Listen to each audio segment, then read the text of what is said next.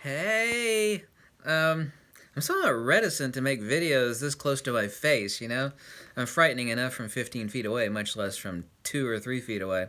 Anyway, I've over 5,100 videos. I've really only made like 5 or 6 videos where I've said, hey, this is a must buy, go get it. And when I actually say must buy, I mean, really, I strongly indicate that you buy this. And, I'm being very careful before I say this because even though it's not my money, because I've already spent it, I have to be very careful about saying that someone should absolutely shut the hell up and go out and buy something. But I really do mean that in this case. And I have 4 of these units now.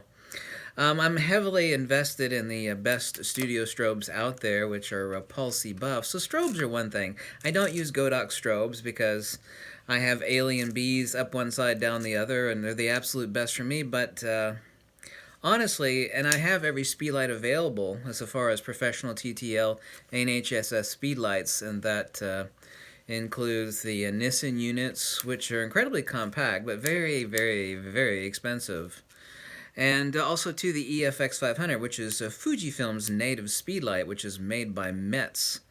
And it is an extremely nice speedlight. However, I really do have to say emphatically that if you're a Nikon shooter, a Canon shooter, or a Fujifilm shooter, you really should absolutely shut up.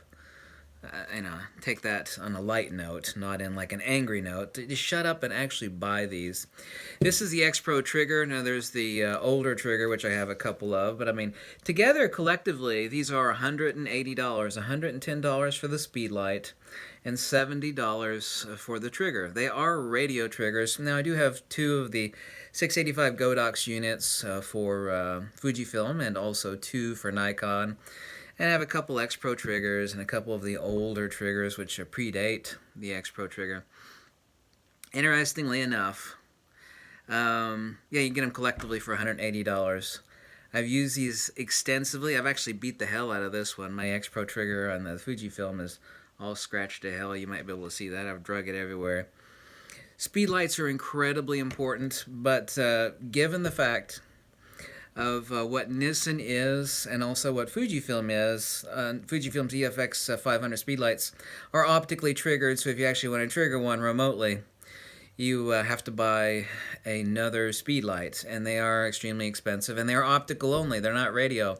Speedlights are insanely important for clarity, for dynamic range, saturation, dynamic range compression, which I've talked about endlessly, subject freezing, to actually kill off the mud of your shadows. Typically, a lot of shots are taken backlit, and no matter what you do in Lightroom, Photoshop, or Capture One, you cannot extract information which was never captured to begin with. What you have is absolute total control. The notion, even if you're going out in bright daylight, actually, especially if you're going out in bright daylight, people think, well, a speed light's to add light, therefore, if it's sunny outside, I don't need a speed light. That is an extremely stupid thought that countless, I would actually say like 90% of everybody with a decent camera suffers from that delusion. Well, I'm going to go out, I don't need a speed light, there's plenty of light outside. Huge, huge intellectual gap in your thinking as far as dynamic range and lighting and subject illumination and dynamic range compression is concerned. Now, I know the first thing that everybody's going to ask me is like, well, what about the 800 series units, which actually is a little bit more expensive. Instead of 4 AA batteries, it actually takes a rechargeable lithium pack. And the fact is, I don't want to be literally slave to a rechargeable lithium pack. I actually pack around, I've got like 40 of these batteries, loop batteries. These are the best batteries every professional photographer uses for their speedlights. 2,640 milliamp. Also, additionally, too, I should have grabbed it, and it's like another $110, is the PB, what is it, PB 860? It's actually a battery pack, because if you have a pocket full of batteries, the capacitors can only recharge so fast. The external battery pack hooks in through the front.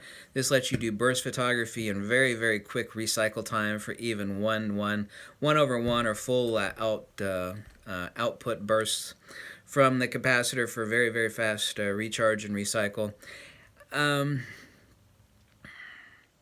There's like 1,000 things I could talk about lighting, but just make this video unnecessarily long.